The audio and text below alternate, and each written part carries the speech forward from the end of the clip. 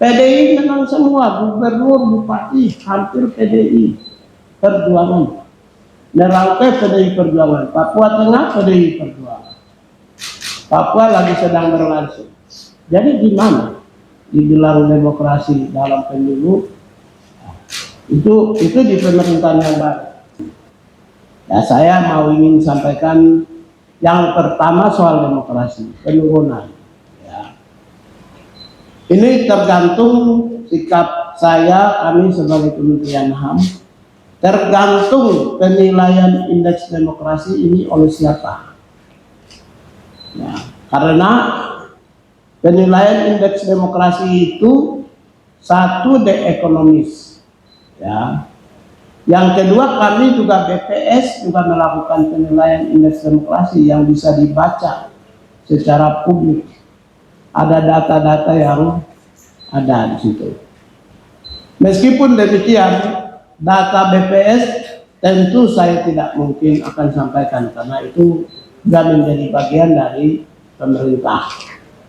Saya ingin menyampaikan informasi kepada publik Indonesia mengapa indeks demokrasi itu turun dan variabel-variabel apa yang dinilai oleh The Economist. Ini yang penting.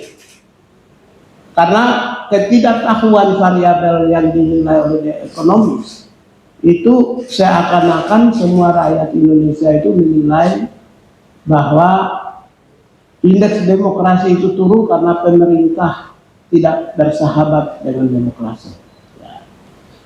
Variabel penilaian The Economist itu adalah satu, apakah negara memiliki aturan-aturan yang mengekang kebebasan demokrasi.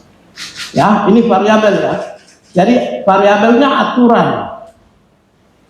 Variabelnya aturan. Apakah negara membuat aturan yang mengekang kebebasan dan demokrasi. Sejak 2015-16 ke atas sampai dengan 2024 itu ada beberapa aturan, kita harus akui. Ya, 2024 itu sebelum pemerintah Kabinet Merah Putih ya, yang dipimpin oleh Presiden Prabowo Subianto. Sebelum.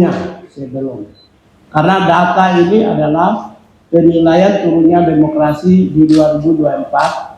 Berarti sebelum kepemimpinan pemerintahan yang baru.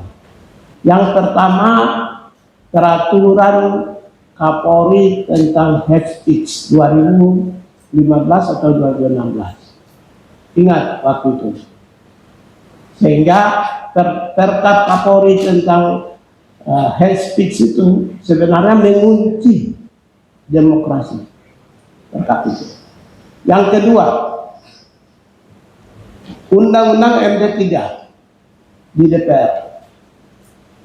Undang-Undang MD3 di DPR, di mana DPR adalah wakil rakyat.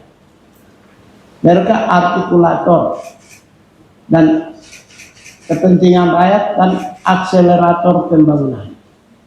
Mereka itu adalah mewakili representatif. Mereka pemegang kedaulatan rakyat.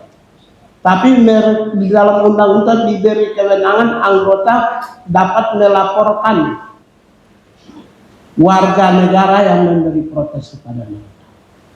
Tapi ada satu momentum di saat yang sama yang demokrasi dan dinamika pemilunya bagus, yaitu Pilkada 2024.